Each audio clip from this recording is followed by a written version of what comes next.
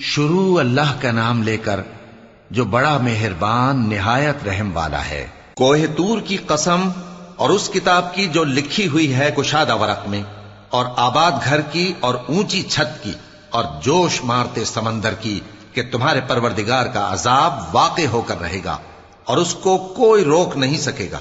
جس دن آسمان لرزنے لگے کپ کپا کر اور پہاڑ سچ مچ اڑنے لگیں تو اس دن جھٹلانے والوں کے لیے خرابی ہوگی جو بیکار باتوں میں پڑے کھیل رہے ہیں۔ جس دن ان کو آتش جہنم کی طرف دھکیل دھکیل کر لے جائیں گے اور کہا جائے گا یہی وہ جہنم ہے جس کو تم جھوٹ سمجھتے تھے۔ تو کیا یہ جادو ہے یا تم کو نظر ہی نہیں آتا؟ اس میں داخل ہو جاؤ اور صبر کرو یا نہ کرو تمہارے لیے یکساں ہے۔ جو کام تم کیا کرتے تھے یہ انہی کا تم کو بدلہ مل رہا ہے۔ جو پرہیزگار ہیں وہ باغوں اور نعمتوں میں ہوں گے، جو کچھ ان کے پروردگار نے ان کو بخشا اس کی وجہ سے وہ خوشحال ہوں گے، اور ان کے پروردگار نے ان کو دوزخ کے عذاب سے بچا لیا۔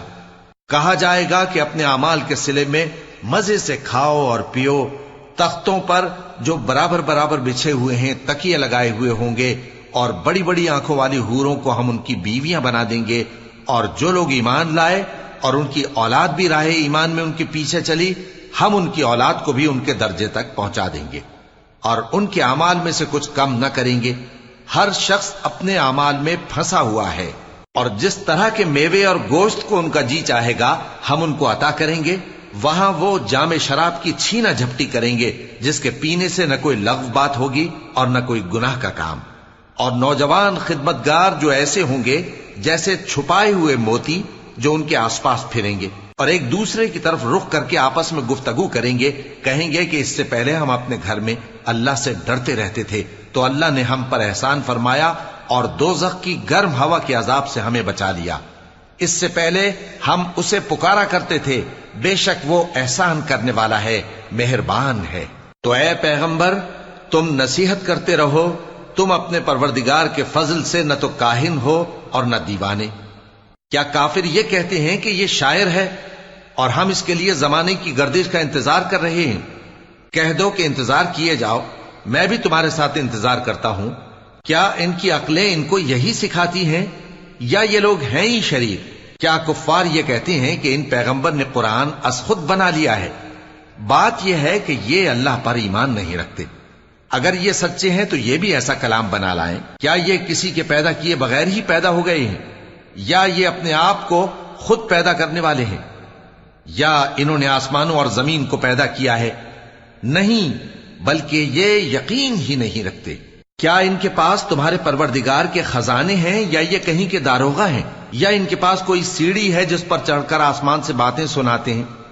تو جو سن کر آتا ہے وہ کھلی سند لے کر آئے۔ کیا اللہ کی تو ہوں بیٹیاں اور تمہارے لیے بیٹے؟ اے پیغمبر کیا تم ان سے کوئی معاوضہ مانگتے ہو کہ ان پر تاوان کا بوجھ پڑ رہا ہے، یا ان کے پاس غیب کا علم ہے کہ یہ اسے لکھ لیتے ہیں؟ کیا یہ کوئی داؤں کرنا چاہتے ہیں؟ تو کافر تو خود داؤں میں آنے والے ہیں۔ کیا اللہ کے سوا ان کا کوئی اور معبود ہے؟ اللہ تو ان کے شریک بنانے سے پاک ہے۔